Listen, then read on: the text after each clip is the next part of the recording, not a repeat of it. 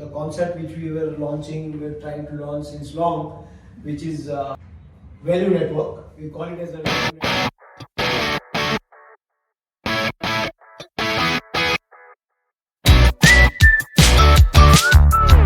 Hi everyone, welcome to Value Network.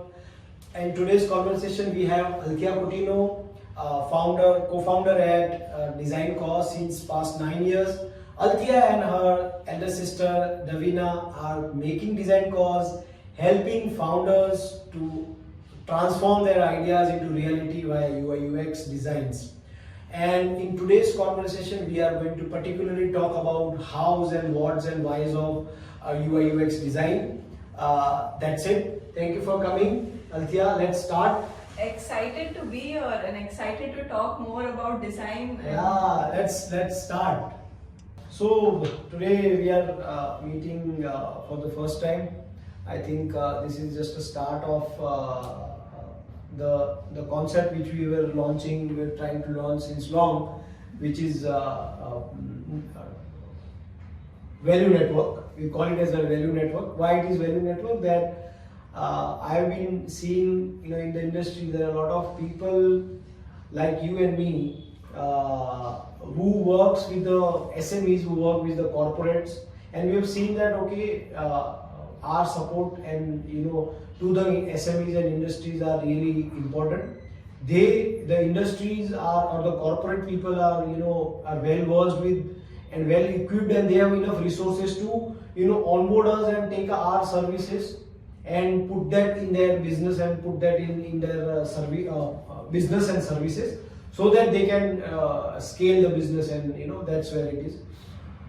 Now I found that in India 92.3% GDP is being contributed by the SMEs. Now, the SMEs are, really into trouble when it comes to technology, when it comes to UI/UX designs, and when it comes to product design. But they are hard workers. They are doing good business. They are doing genuine business. They are doing ethical business, and they are earning a lot of money. But when it comes to scale, then they get a fear. This is a corporate.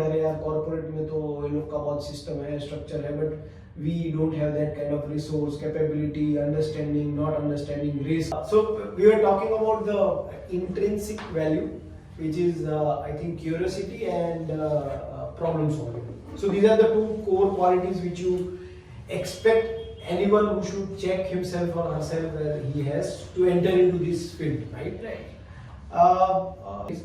Can these qualities be learned in the college or university? I know you say that it can't be taught, but is there really a way, or kind of you get some medicine and you drink it and then you become curious? And is it, just any way? Right. So in the 9 years of us running Designcoz, what Davina and I realized, so we worked with multiple designers across different skill set, different experiences.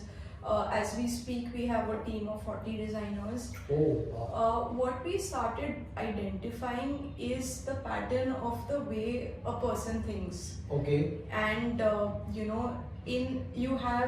this basically has the ocean framework where you have different types of personalities. Okay. Now this can also be expanded into different thinking styles.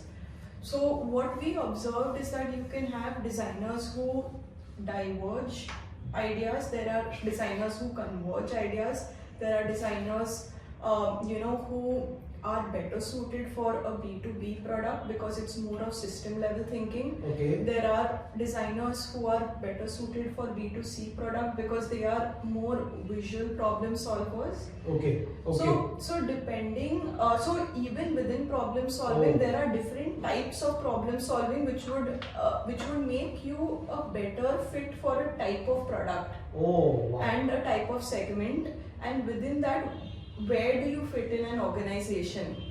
So that's something that we've identified. We've identified eight such designer types. Which is required in different stages of delivery across different types of products. And what we do is we basically pair a senior designer who, let's say, has divergent skill, which is best for the start of any project, best for brainstorming, if you're in a mature product stage where you don't know where to pivot, or you're trying to figure out that this is my customer base, how can I upsell to them, how do I cross sell to them, which area do I pivot the product to, that's when these skill sets come into place. Understood. And if I have to say, on the contrary, someone with convergent thinking is very, very essential during launch, because in launch you're running against the clock. So you need to make sure that you have the first product in market as soon as possible, so that you get the customer feedback to pivot from there. So essentially, convergent design thinkers, try to understand that what is the gap in the brief, what is the gap in the product, just enough to get a holistic product out in minimum time. And these designers are perfect for any launch phase, because they are able to silence out everything else. Now take this as a scenario. If you put a divergent design thinker in a launch, you would be 6 months in and you're still nowhere close to launching, because in each discussion the designer is opening up more loops rather than closing the loops. So I want to interrupt here. Like, when you say divergent and convergent, what does that mean? I mean, can you simply explain what does that actually mean? Right. So a divergent thinker basically takes a brief and understands what all are the possibilities. All possible, negative, positive. Yeah. So for example, if the brief is that I want to build a transportation system, right, to go from office to work or to home, right. So the divergent thinker will say that I can go walking, I can go by bus, I can go, I can have a jetpack and directly go there. So you basically, at each juncture, try to figure out what all are the possibilities. If I have to go from A to B, how all can I go? Right? So you're basically opening up the scope. A convergent thinker, will just ask the question that how do you want to go? And then they basically close up the scope. So let's say for a convergent thinker, my first question will be that which is the one way that you want to go home. Understood. And then if I say that it would be by public transport, in that they will say what type of public transport, would it be shared or would it be private? So if it's private, let's say it's an auto rickshaw. In an auto rickshaw, you would then ask is there any constraint of a budget? So basically, the convergent thinker will keep narrowing down the scope. So that's how it benefits at launch, because there you don't want to know what all are the possibilities, because you're just trying to distill it down to the absolute core. Correct. This is essential for phase 1, but once you launch in the market and you see that there is certain response, you immediately now have to change the way you look at the problem, because otherwise you will keep reducing your target, like your addressable market. Because you will limit the options by narrowing down. Where the divergent person will come into the picture, where he will open up a lot of options.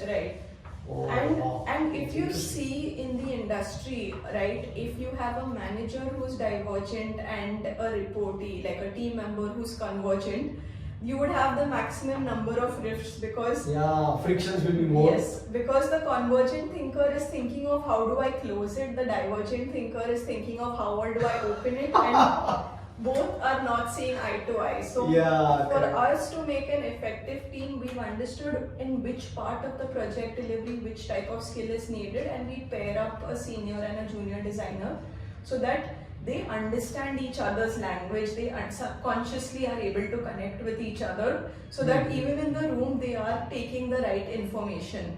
If let's say you and I are, if I am a divergent thinker and you're a convergent thinker, in the same information that is presented by the client, I am taking completely different inputs, you're taking completely different inputs. Because processing is happening in a different level. And coming back to your question, this cannot be thought. And I think can a divergent person in the morning he is a divergent and in the evening he wears a cap of convergent. Is it possible? In our experience, we've not seen that much because it is the way you think. It is a way of life. Oh, right. So we should not change it. We should not change the head. What we try to do at Designcoz is get you to be the best convergent thinker or be the best divergent thinker. Wow. Having said that, you should still understand where the other person is coming Yeah. from. At least you should know that okay, these kind of two categories exist. Yeah. Then we can come to a conclusion. Okay, you think this way. Okay, oh, because he is a divergent, he thinks in this way. Right. Because he is a convergent, he thinks in that way. Right. And there is enough opportunity for both. Yeah, I think obviously, because when you say that if you want to have a MVP launch, you need a convergent. Right. And when you need a kind of A/B adoption to Yeah. different persona, there you will need a divergent Right. person, right? So and especially like when you are, let's say, in product market fit and you want to do A/B testing, Yeah. a convergent thinker will Never, he cannot. it will be difficult for that person to say what are 3 ways to go. For them, Correct. there's just one way to go. Yeah. Understood. But like convergent and divergent, there are two factors, right? Now, you are both co-founders. Right. Who you are, convergent or divergent? So and that's how we distribute ourselves in Designcoz. So Davina is a divergent thinker. Oh wow. And I am a convergent thinker. So Davina is perfect to start any project. Okay. So what we do is when we start a project, we have a 5-day workshop which Davina runs. Oh. Where you understand the 5-year vision of the product, you roll it down to what could the 2-year vision of it be, and you roll it down to what can your first launch be. Oh. Once the scope of the first launch is defined, that's when I come in, and then I run a tight ship to make sure that this is what we're going to launch. So me having the skill set of a convergent thinker, we in majority of the cases are able to meet tight deadlines, especially in COVID. With pre-COVID, you used to have 6 months to deliver a project. Once COVID hit, that timeline shrank to 6 weeks. Wow. Why is it so? Because long-term visibility had changed. Oh, understood. So but there was a temporary momentum, right? So now clients wanted the entire product launched in 6 weeks. Because weeks. you delivered in COVID time, now people expect that you become equipped with that kind of a skill set. So and it didn't mean that the budget changed. They were just saying that okay, we'll give you the budget upfront, but we need it between this deadline. So now it is also about understanding what are the steps that can happen sequentially, what are the steps that can happen parallelly. Again, it's like an efficiency improvement you wanted to do. Right. But the effectiveness is the same, right? Right. While you deliver in 6 months and the 6 weeks, right? So essentially that was where my core skill set came into place, because I could understand what had to happen sequentially, what could happen parallelly. Understood. Like for example, come what may, the first 2 weeks has to happen sequentially. So from the time where we understand exactly what has to be built, why it has to be built, that is something that we don't speed up on, because that is essentially building your foundation, building your core. I think that's 2 weeks at least you need to Right. get into a sync, and team also understand, each and every person understand what we are going to do, Right. and what is an end goal after 6 weeks or 12 weeks. Right. So then let's say after that we basically build out a blueprint of the entire product. So what are the different parts, what are needed in those flows? You have that in the form of an information architecture. So instead of having it in parallel, you can have it instead of having it in sequence, you can have it in parallel. Okay. So to answer your question, Davina is the divergent thinker, I am the convergent thinker. Great to know that. But before we go ahead, I want to know from you, do you see this in in your team of product designer, product managers and developers? I mean, I can now correlate why I fight with certain people and why I really love to work with certain people. Now I know what was the difference, that okay, why they wanted to behave like this, because they were by nature, I think, divergent. And I think by nature, if I can correlate, I don't know whether it is right or wrong, but now when on the descriptions, like I am almost a similar person like Devina, where I try to open up a lot of multiple options to the customer, where it could be a how you are going to set up a commercial with us, whether it is fixed billing or variable billing, and kind of giving them more aspiration and more guarantees. And when the team, actual delivery team, then they say, Amol, why you are giving a lot of options? Give a one or two option only, so that we can focus on the delivery. And that's where I said, this is a customer, we need to serve them and we need to give all the best options. Right. But then at that point in time, I am also not wrong, because I need to tell customer our capabilities and on what different options we can think of. And at the same time, delivery team gets confused that okay, customer expects something to be delivered in 3 months, and the options which I opened up in front of customer, it may require 1 year. Right. And that's where the fight happens between efforts, pricing, delivery, customer expectation, my expectation, me and team's expectation. Right.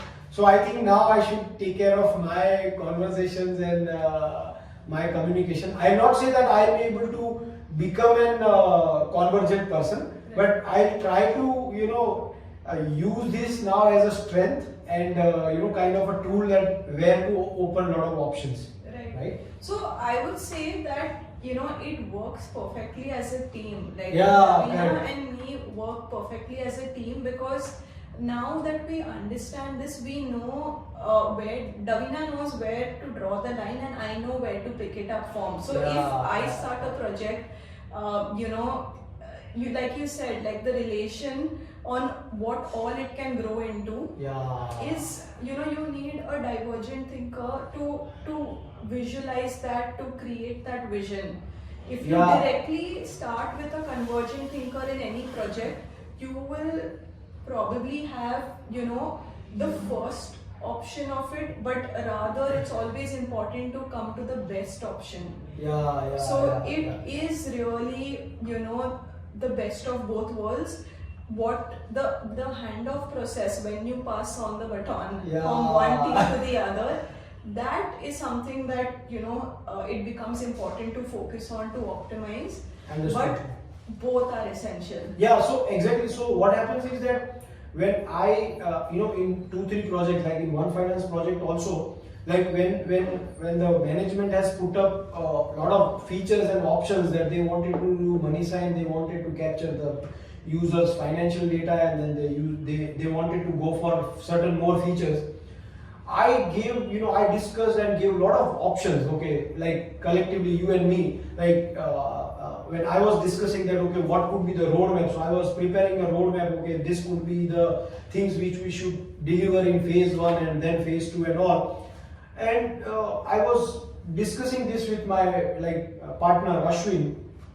Like, Ashwin, we wanted to do this, we want to do this, we have now committed so many features, and customer is also excited and they see a lot of confidence here and all.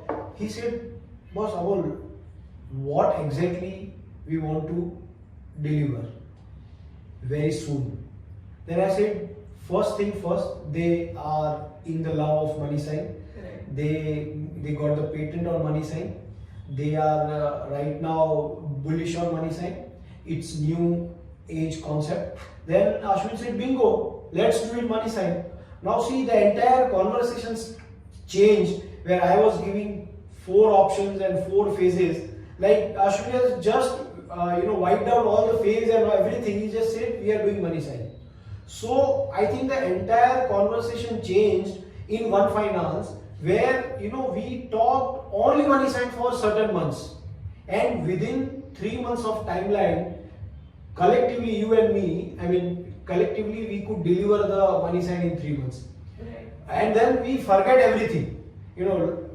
All features were kind of on the backlogs. nobody was talking on it, nobody was discussing. So the focus was, on the money side, and that's where I think we could deliver that. So I think that's where the kind of an advantage. And post that money sign launch, again I came back into the picture and started giving a lot of flows, a lot of different flow and a lot of different options for how we are going to, because the user adoption has started. Money sign, people are taking money sign, and then when we talk to their customers, it was like, okay, there are different people are coming, people at the age of 35, people are at the age of 50, people, few people just came for, what exactly One Finance is doing as a competition and in the market, and there are certain curious engineers who have come here to see that how best design you made. Right. They just wanted to see how exactly what we have done,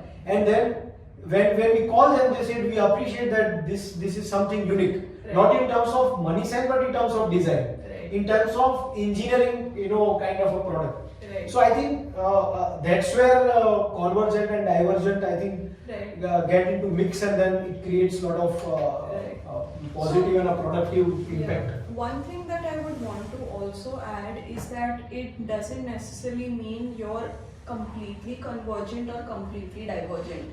So you could be dominantly convergent. Yeah, exactly. And you would have some part of No, exactly, because I need to agree, because yeah. to understand that, okay, we need to cut down phases and we need to focus on certain things, it means I am partially then become a right. divergent. Because if you were 100% divergent, it would cause a rift to say yeah. that my way or the highway. Then it's an extreme. But that doesn't happen, right? Yeah. Because there is still collaboration. Yeah, exactly. And there is still understanding. There Yeah, is still consensus on this is the approach we finalized and we're going ahead with.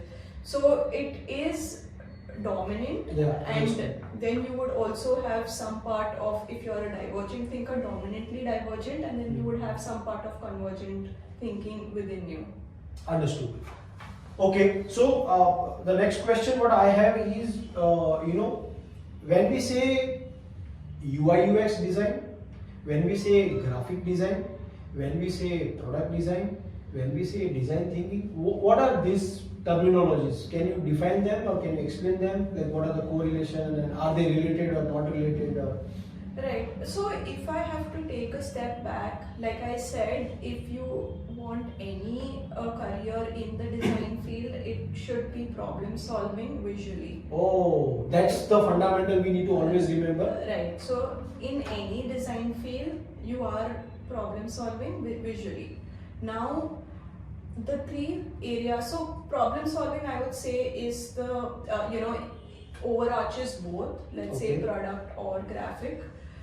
So I would actually add product, graphic and visual design, okay? Three? Yeah, or we can even simplify it and keep it to two, let's say visual designing and product designing, right? Okay. So in problem solving, and you're solving it visually, there are two aspects. Okay. One is you're solving how it works.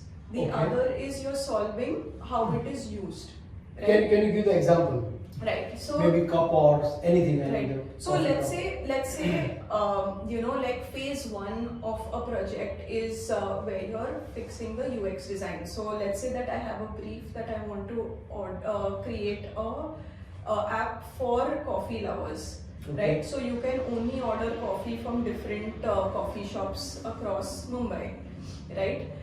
The first thing that happens in this process is the UX designer comes in and says, how will it work, right? Okay. So can I order 2 cups of coffee at the start of the week? Do I have to order it every day?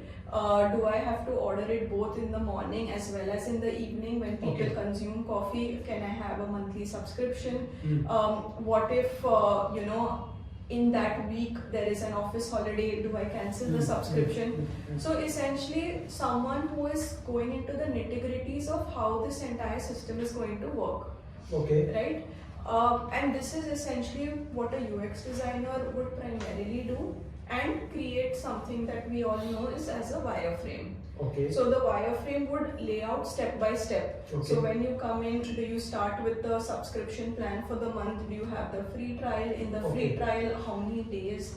And so on and so forth. Yeah. Now that you have this created structurally, if you just take this and go to the customer, it doesn't see, like, there is no emotion added to it. So is this a functional thing that you want to come and consume your daily coffee? Is it a premium service? Is it that when you will have guests over in your office, you want to order from here?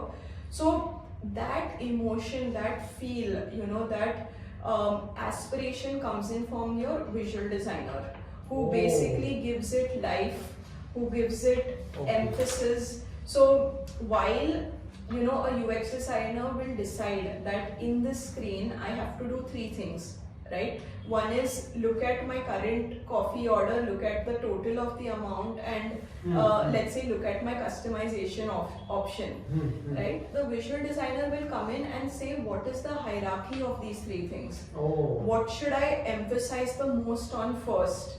Because at any given time you're just taking one action. Wow. Understood. So essentially think of it as the UX designer is putting the structure in place. So let's say you're doing the civil work, the visual designer is doing the interiors. Both are needed to go in sync with each other to get the best product. So if you have wonderful looking screens but they don't add up, your product is going to fail.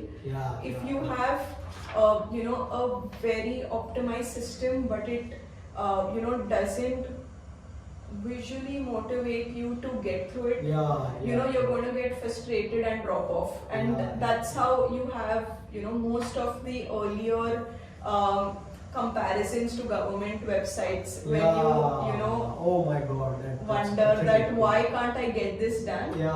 It's essentially that's what you're comparing it to. So both are essential at different phases of the project. You said that the UX or the UI UX is the collective thing, right? So UI UX guy will prepare a wireframe, right, according to the need and the requirement, and the product, the visual creative guy, visual designer, he or she will put the design part of it, right? Colors, the hierarchies, the structure, which component should come first, and then which component should come second. That's where it gives, right? But like animations, they will also suggest the animation, like this button when pressed, it has to be, the phone should vibrate. Right. Is it what you are saying? So there are different skill set within visual designing. There is also different skill set within UX designing. So within UX design, you would also have, let's say, someone who specializes in information architecture. Information architecture is basically creating the blueprint of the entire product. Or you would have someone who's better suited at running experiments like A/B testing. You would have, and each of them have their own designations, their different roles, what the industry calls it. But for simplicity, we can just divide it into 2 buckets. That is, let's say, UX and UI. Within UI, you can be a visual designer, you can be an animation designer, you can be an interaction designer. But essentially, you're looking at improving how it. So UI guy will be kind of a visual designer, and UX guy will be a wireframe guy, right? But I would like to add here that in today's day and age, just having one specialization, at least in an Indian market setup, may not always work. So as a foundation level, you need to have knowledge of both. So for example, you could be 60% of a UX designer, but you would need to be 40% of a UI designer as well. Just so that you understand how it is happening, why it is happening, what needs to be considered. Understood. And vice versa. Like having knowledge of both always helps. Yeah, Because no, that helps always. just because of how rapidly India as a market is growing. Yeah. You don't have the luxury of Correct. dedicatedly only doing UX and then only doing UI. Sometimes you need to crunch that timeline to get it done a little bit more faster, because that's the opportunity that you're going to lose if Yeah, it doesn't correct. And then when it comes to graphic design, where we should put this role? Right. So graphic design, in my understanding, would be anything related to print. So if Like if I want to print this paper, then right. the person who is designing this table and Right. questions and formats of this question and font of this question and style of this question, he is a graphic designer. So I would say the components that you mentioned, right, like the fonts all come under typography, the colors, they are relevant for both a physical medium as well as a digital medium. Okay. Essentially what a graphic designer would specialize in is in, if I'm creating a billboard, what's the visibility like? If I'm Yeah. So, like you were saying that the graphic designer will look for kind of his relation is towards the print media, right? right. Not the digital part. And the UI UX is morely related to kind of a digital world. Right. Okay. And but there is nothing which is called graphic designer is kind of a very simple skill set, and UI UX is a complex skill set. Is it what the difference is? So I would say that both have its own challenges, both have its own learning curve. And in fact, if you ask, a graphic designer to come into the digital world, there will be some amount of skill set that will have to be learned. And same way, if a digital, like a UI designer has to create graphics, there will be some amount of skill set that that you would need to acquire. So there is a learning curve if you jump either. No, but is it not that, let's say, if I am a graphic designer at a newspaper agency, and the newspaper is once printed is printed, or billboard is printed, but in terms of digital, there is a lot of dynamism, right? Because in the digital world, you can have animations, you can have videos, you can have graphics, you can have GIF files, you can have kind of normal buttons, you add images. So I think it is more complex, right? Not the. So I wouldn't see in terms of the medium could be the same in both, right? Like let's say a static design versus a dynamic design. You would have billboards which are dynamic, which have animations, Really? which are The electronic interactive. Yeah. Oh. You've also had, Times of India have multiple campaigns which were multi-medium. Like for example, the famous Volkswagen ad. When you opened the page, there was a voice interaction which would talk out the Volkswagen features, which caused a lot of marketing splash. So multi-medium is relevant in both, be it digital or physical. Okay. But I would say that each of these areas have its own set of rules and challenges that you have to work on. So let's say if you take a newspaper creative, for example, you have to have a very tight deadline, because the brief would probably come to you at the start of the day and you deliver it towards the end of the day, because it has to go to print. Within that, you would have multiple ads in the same space. So how do you maintain hierarchy across ads? Understood.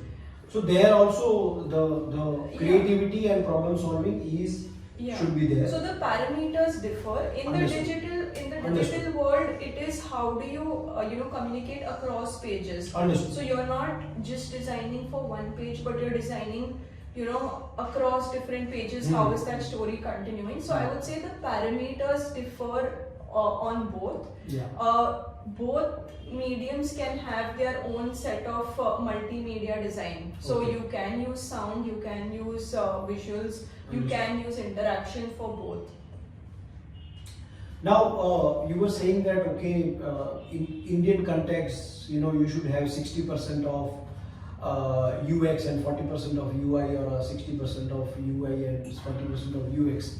Now, tell me, in Indian setup, what is your experience when you have a different way of thinking, and your client expect that I want this design only? Right. Because client have seen somewhere at the airport or somewhere, he has gone, let's say Malaysia or USA or somewhere, he has seen something, and then he's come back to you, and after that tour, and then he said, Althea, I want to change this and I want it like this. Right.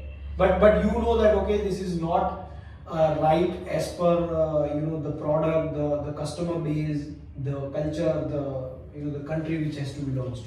Right. In that case, what you do? Right. So I think that the best products are built when there is collaboration. Okay.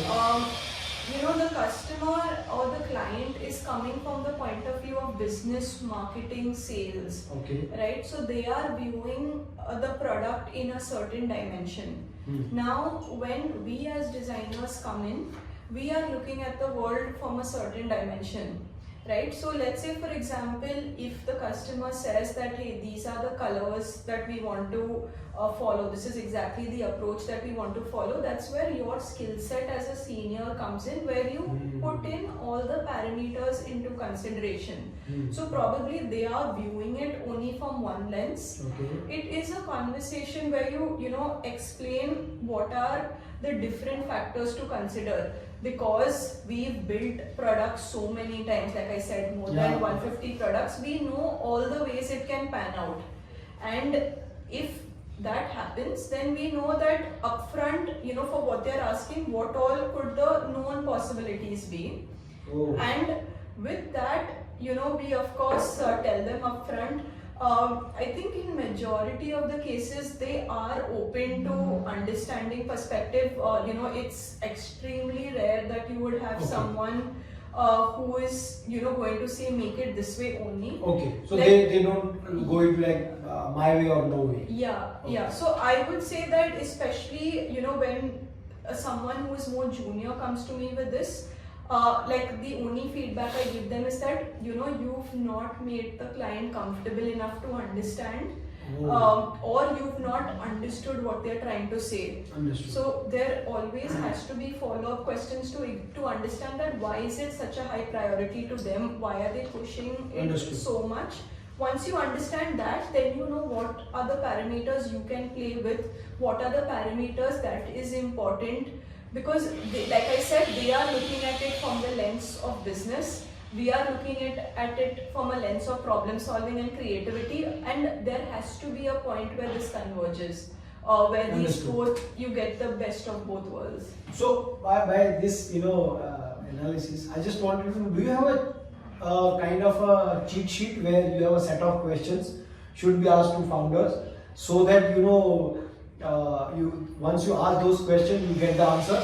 So next time, if the founder or if the product head or who is owning this, he is changing his thought process, then you go back and they say you answered this, on so and so date. Now you are changing your standard. Right. See, I would say that it's always good to start from a foundation which you've learned project by project, but I would say that you have to be dynamic enough to know that the product is evolving, the need is evolving, the market is evolving. No, but the question will not change, right? Because these questions are very common and a generic question to know the idea of what founder wants to build. Right, so like I said, the base of it can stay the same, but it's not a template that is applicable at all points in time. Like I said, depending on you can have that question sheet or question list ready, and in fact we do use that, but that works as a guiding principle rather than like no, an that's absolute. it. So that's all. So we will not be rigid to those question and answer, but at least to start conversation and people should know what question to be asked, right? Right. Because we have a cheat sheet. Will you be able to share that cheat sheet with us? Yeah, for sure. Sure. We can have it in the link. Yeah, thank you. The next question,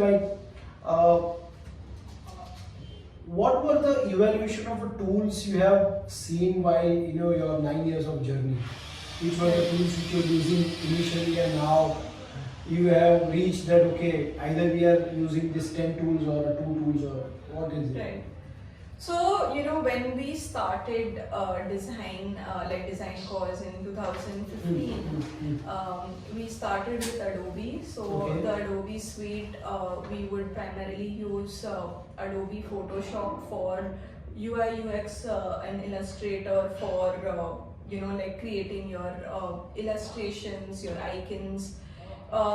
Adobe Photoshop, of course, at that point in time wasn't made for making UI UX. It Really? was, primarily for photo editing. Oh, So only photo editing. yeah, so it didn't optimize vectors as much Okay. or your textiles as much. Okay. I think after that, the tool that came in was Sketch, and we used Sketch for quite a lot of time. Okay. So Sketch was optimized for UI UX because it optimized for vector creation, Okay. for interface creation. Okay. Sketch, after Sketch you had Figma, and what Figma really revolutionized is how they made the design editing tool in a browser. Oh. What Figma did really well is they focused on pushing updates quarter by quarter so frequently that if you had a problem in one quarter, it almost was solved in the next quarter. Wow. So, they had very quick updates that came in. Okay. What they also unleashed was the community that built different plugins. Oh, So, understood. today when you use Figma, if you actually use the community of both resources that they put in as well as the plugins, that can really optimize your overall workflow. And exactly the purpose what I have thought of the value network. Right. That it cannot be a kind of a single person driving this entire value network. Right. I mean the network which is creating a value. Right. So I think this is rightly mentioned that Figma has created a network Right. which everyone can add a value, Right. and then it actually amplify the overall network or a kind of quality of the network. Right. So I think that's the so right now you are saying that the only tool you use is the Figma.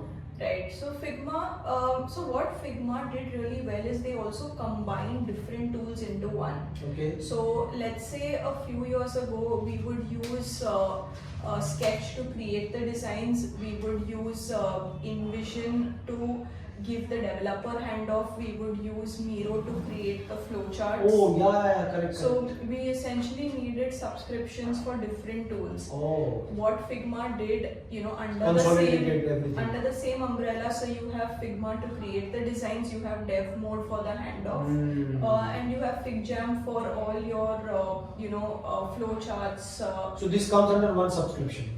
So you have to pay for FigJam and Figma separately, but the best part is that the repository of all your files Everything is are in at- one place. Wow. So project management becomes a lot easier. Yeah, I think, and then you can focus on your core job. Right, and honestly, if you ask me, the best feature about Figma is it has spell check, which was I think creative guys are always because none of the design tools had spell check, and that's why you would have even live designs with spelling spelling mistakes. mistakes, grammar mistakes. Right. Wow. So that is like one of my favorite tools, like one of my favorite features. So it means that we have we had like a lot of tools, and then we evolved and we finally came to zero down to one tool, right? Right. That's the tool I think we are And using. I think it's one ecosystem rather than one tool. Exactly. So it's not a one tool, but it's Right. an ecosystem, and Right. so basically they made a framework, and they give a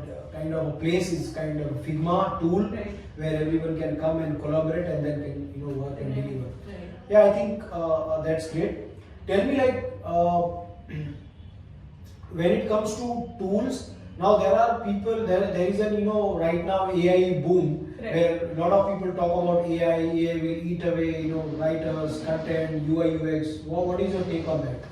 Right. So I think that there is some part of every designer's job that can be automated, Okay. and then there are some parts which will make the product interesting. Okay. So I don't think that it's something to fear, but it's more in terms of how can you optimize AI to your possibilities. So in fact, at Designcoz we've developed our own AI tool.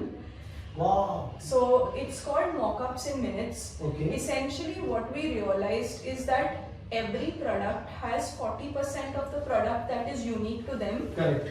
Or let's say 50 to 60%, 40 to 60% of the product that's unique to them, and then there is 40% of common flows which are relevant across industries, across products. So your common flows could be login, it could be settings, it could be share, it could be referral. Wow. So you could actually reuse this framework because the parameters within these flows, can be defined to, let's say, 4, 5, 6, 10 variations, but it is a finite number. Understood. So essentially what mockups in minutes does is that if you want to come in and you say that, okay, I want to create a login journey. So it will ask you, do you want it an email login or a number login? Understood. If you say email, it will line up those screens. If you say mobile number, it will line up that screens. Because I know if it is mobile number, you will need OTP, you will need reset OTP, you will need error state. If it is email, it will be a reset password. So you'll have a password screen, you'll have reset password. So the number of flows can be defined based on permutation combination. So, Understood. so that's something that we've built. We built it as a Figma plugin, so that you can and the best part about it is in design. What becomes important is to be able to apply the client's brand colors into it. Yeah. So you can also define the fonts, you can define the colors, and it essentially will make it like it is any other design file. And this we were able to do because we had really good understanding of flows, we had really good understanding of components of design systems. So these are ways in which AI can really help you like focus on tasks that is unique to you rather than the heavy lifting. Like all of that can be automated. Understood. But is it that people are going to lose a lot of jobs because of the design UI UX guys and product design guys because of AI? So I would say that it would be survival of the fittest, because things that we thought are core may become redundant, so it will force a lot of people to upskill fast, and I think that's a really good thing, because that's where the opportunity is. That's where the value is. Correct. So I don't necessarily see it as a bad thing. It's essentially on each of us to make sure that we are upskilling, we are really bringing value to the table, because these tools will be able to differentiate people who are not bringing in value versus who are bringing in value. Yeah. So when we are saying that you worked on 150 projects till in these 9 years, what are the industries you served in? So I think the best part about being a design studio is that you actually got to work across different studios, because let's say if in a given month you're working on, like for example, we will design the MVP for ACO. So you're working on car insurance. At the same time, you're working on let's say like Paytm journey. Paytm's journey. So like let's say you're working on insurance and you're working on a loan journey with RBL Bank, for example. So you get to cross-functionally, learn different products. I would say that our stronger suit is finance and insurance, because that's where we've done most of our products. Okay. But that doesn't mean we've not done projects in, let's say, mental health. Or let's say in e-commerce. So in e-commerce we were working on Craftsvilla, or like health tech. So we've worked across different domains, but I think finance, in insurance and loans, those are our stronger suits. So you have now expertise on finance domain with respect to UI UX. Right. Tell me, what are the cultural impact on the designs. Like if you are designing something, app for an Indian market and app for a Singapore market or app for a Malaysian market, what it makes a difference? So I would say that, so let's say we've done a lot of projects in the Middle East, Davina being in Dubai. So let's compare Middle East versus India and America, right? Yeah. So these three places have very different curves in terms of digital adoption. Okay. So, let's say America is far ahead of us in terms of digital adoption, and we have some amount of lead in terms of Middle East because of just when we started, right? So first you understand what is the level of digital adoption, then you understand what is the usage pattern. Like for example, in the US market, it is dominantly you're designing for web. In Indian market, you're dominantly designing for mobile. So, and even if I look at, let's say, which language are you using? So, are you using English versus in Middle East, you always do multilingual. Yeah. So, you design for English as well as Arabic. And knowing both become important. Now, this is the interesting part that Indian script is from left to right and Arabic script is from right to left. So you can't necessarily make it a flip. You have to adjust it. When it goes from one script to the other, the line length also changes. So the layout also may get impacted. So it really understanding these cues in terms of what's the adoption, right? What's the optimal device to use to design for. These are things to consider. So these are, we can see, okay, this is related to their language and how they, write language and all. Anything which is like can be is good for Indian market, but it will be really a disaster for the other market. Anything which relate because of the culture.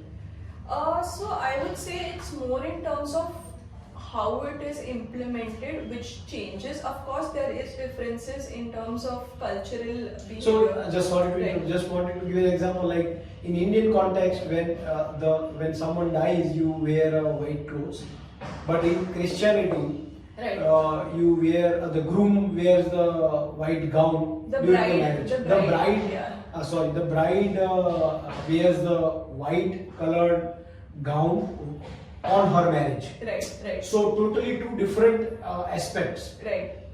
Kind of that I wanted to understand in design. Does it impact the similar way? So I would say that color theory, even within a country, has different applications across culture. Okay. So I wouldn't say that just because of a certain color palette is what would get you that reaction. It's how you use the color palette. Okay. So I could have a red color product both for finance as well as for healthcare, but it depends on like the spread of color. Like if let's say I want to give the brand a more quirky look, I would probably use a bold color as the background. Understood. But if let's say a hospital has red color, then I would use it more as accents. So I would say that it depends on how you apply, the color theory, but like that's how I would see it. So that's related to color, and then it could be another multiple things, like as you said that it could be a script like writing from left to right and right to left. So that also has to be taken care. Now I'll go to collaboration related queries. Like in a team, entire set of team, you work with the founders, you work with product managers, you work with business users, you work with engineering team. Then you work with the quality team, then you work with the customer experience team. What are the things they should know about the design? Like at least they should know that okay, you think in this way, that's why you are proposing these designs. Because your design will be checked and viewed by all these different set of roles, and they will see your output with their lenses, not with your lenses. Right. So I want to know that what these people should be aware about. At least they should know this minimum things while they work with the UI UX team. So I feel that these are things you know learn in a working collaborative setup. I don't know if there is if there's a rule book or cheat sheet for it, and I think that that's a good thing. Because sometimes having unfiltered feedback also is productive, is constructive. What we do is to make sure we get this feedback. We do have different check-ins with different teams, knowing that the feedback they will give is from the lens that they come from. So basically, you are psychologically always ready that whatever we give an output, we definitely will have a different set of. And you intensely don't give them any your input so that it doesn't get biased. Because essentially getting feedback without context is the best feedback, because your user is not going to have the context that you have, and that's essentially the best way to even you know collect user testing in minimal effort. And of course it may not be the most effective way, but it's the best way to get it the fastest, and then from that you of course take it with a pinch of salt.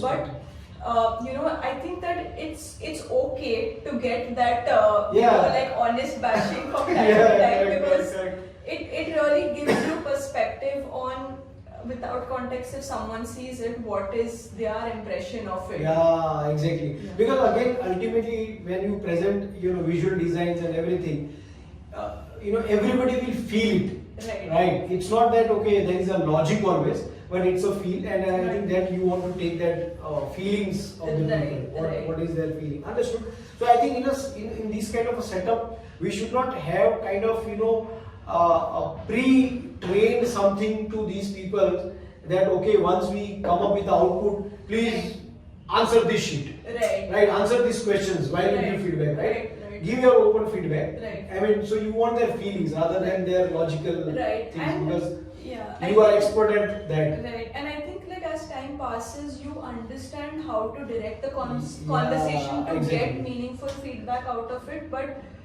I think it's maybe good, you know, in a way to not over structure it or like over engineer it. Understood. Okay, I think maybe now we'll go for a rapid fire round. I think most of the things we have covered. Like, what are the few books would you like to recommend? So I would say that the first book to definitely anyone who's getting into design should read Design of Everyday Things. It's by Don Norman. He's considered the father of design.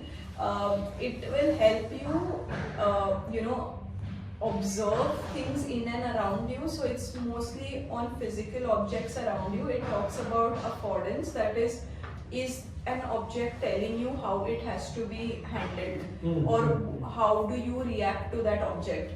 So Design of Everyday Things, it's the best. So you have Don't Make Me Think. Okay, next. And then of course you have different specific books that you can read.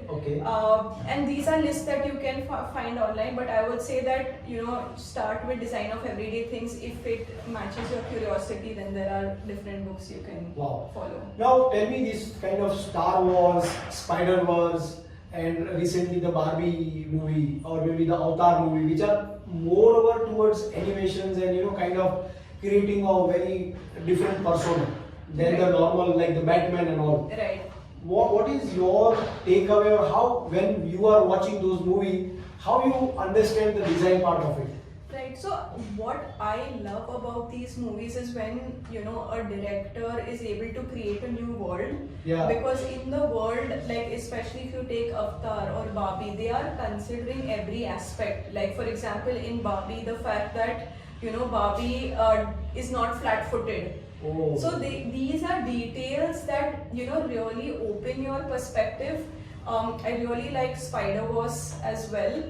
Just in terms of that, okay, if there are different universes and there is a different type of Spider-Man in each universe, if they all come together, what are Spider-Man's you know, superpower in that universe? So I think different worlds, and it's even Black Panther, like so these are different, you know, takes on different cultures. And they make an entire universe, an entire world around it, which has its language, its you know, clothes.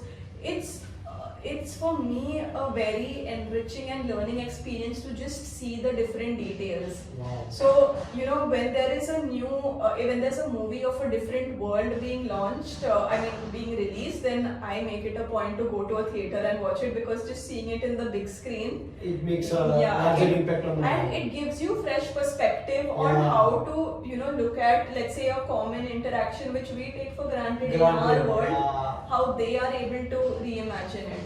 Understood. Any movies you got kind of inspiration and then you applied in one of the project? So you have to kind of adjust it to the medium that we are working in. There are different things to consider once you're making a digital product, because it's also about how fast it loads. Like there are different aspects to consider, like the weight of the app, and like how would it work in, let's say, higher internet usage versus lower internet usage. What we do is we do take these inspirations to create our illustration styles, our icon styles, our interactions. I wouldn't say that there has been an 1:1 representation, but these are the things in your subconscious mind. When you do watch a lot of these movies, in your subconscious mind you are thinking of how to apply it. Yeah, exactly. That's what I wanted to know. Any recently, like, you have come across a product and you said, oh wow, this is the product I want to be with, or I want to build like product like this? So I think that inspiration happens every day. Oh, really? So what I do is, every day I look at different products. So like a good source that I follow is, you either go to Google Play Store, awards, or you go to App Store top rated awards, or you go to, any VC fund and see what are the startups that they are investing in.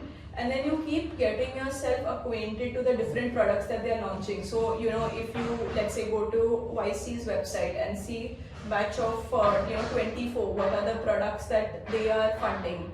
So you are, inspired every day, and there are different inspirations that you're taking. Either it is the visual style, either it is the product domain, either knowing where AI is pivoting or where AI is expanding. Either knowing, that's interesting. Yeah, like how they are building their website, how they are building their product.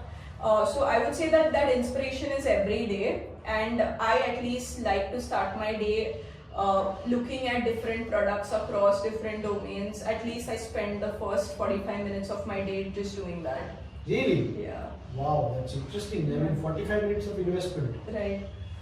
Great. Like, what kind of places you love to visit?